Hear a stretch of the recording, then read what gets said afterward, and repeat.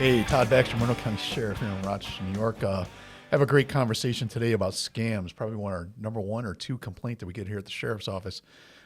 People being defrauded out of their money, being engaged in conversation with someone, getting hooked with some type of scary thing or too good to be true thing, and then being asked for personal information or money. And it happens all the time, sometimes by hundreds of thousands of dollars.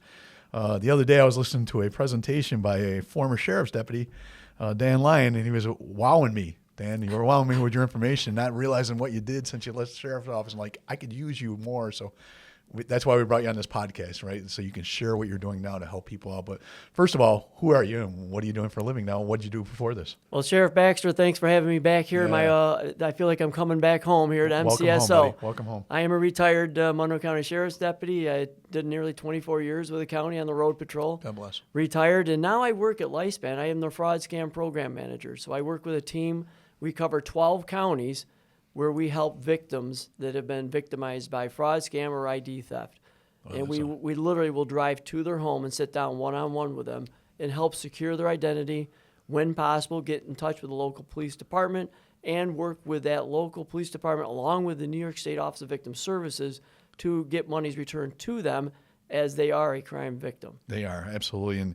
And I started this out, the number of calls we get on scams, the uniqueness of the scams, the fact that people hook onto these conversations can be dumbfounding sometimes, but also people are embarrassed, right? They don't want to admit that they got scammed, right? And so we got to break down that barrier. Look, you said it, Dan. You're a victim of a crime, right? They're just very good at what they do. These right? are professional fraudsters. These are people call them scammers. I call them fraudsters. Wow, great These term. are pros. These are absolute pros. When you think of organized crime, I want you to think of a fraudster. Yeah. You may know it as a scammer.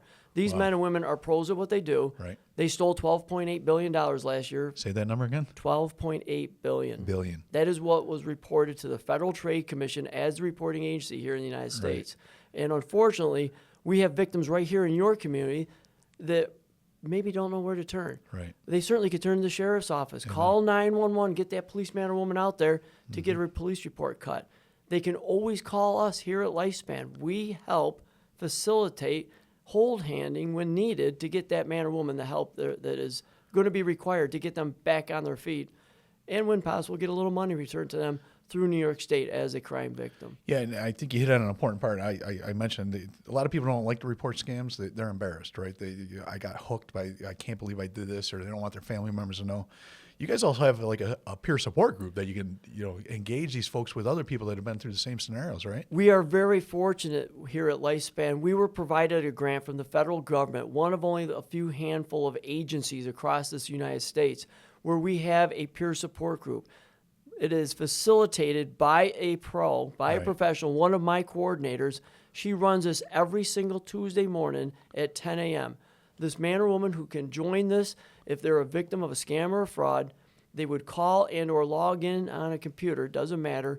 It is free. Right. It is for an hour, and it is 100% anonymous. That's awesome. They don't need to give their name. No one's going to know who they are, but they will learn from other victims as the victimization runs the gamut. When we say scams or frauds, it is multitude. It may be a lottery scam. It may be an imposter scam from the Social Security Administration. It may be you've won scam. It may be Medicare scam. Right. I mean, it's unending, the ideas of behind scamming people. And that's what's nice about the peer support group. They hear from other men and women of that individual's victimization, which may be a little different from theirs or maybe similar, but basically they hear, I'm not alone. Yeah. And that's important. We need that person to move forward. Yeah, and we're good here at the sheriff's office. I want to say it. We're good at going to get these guys. We've set up undercover details. We've grabbed them at houses. They thought they were coming up to get their ill-gotten booty. We love that, but few and far between.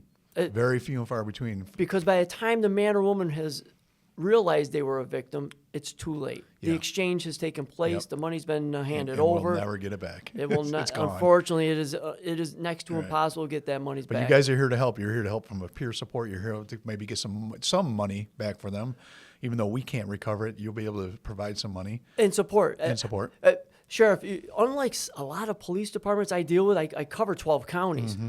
Monroe County is fortunate. You have 3 crime victims advocates. Yeah. I cannot toot their tens. horn. I cannot toot their horn loud enough. Thank you. And we help those organizations, those PDs that don't have what you have. Right. I mean, you have 3 advocates. Yeah. Many PDs have none.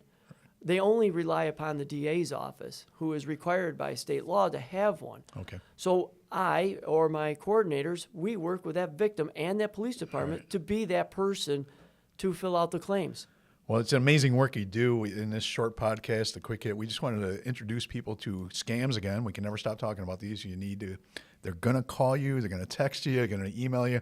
You were talking off the air. What's the number one form of scams right now as far as the communication? A tech scam, which is technology where someone is looking for remote access to your device, and that device is connected to the internet. Gotcha. That is the number one scam that was one right now. reported last year per the FTC, which Via is your smartphone, via your computer, via your iPad, tablet, iPad, yep. all those. And then the next 2 things that have to occur, they're going to be very dramatic. They're going to be very long because these guys are good, but they're going to engage you in a conversation one way or another, whether it's e-conversation or verbal conversation, and then they're going to ask you for something. They got to ask you for something. It's They only gotta one hook you. thing they want, Yeah, other than your personal right, information. Personal information to get that money, or They want PI, Right. personal info. If they can get your social security number, your date of birth, your Yep. Medicare number, You're your toast. identity is going to You're be toast, stolen. yep.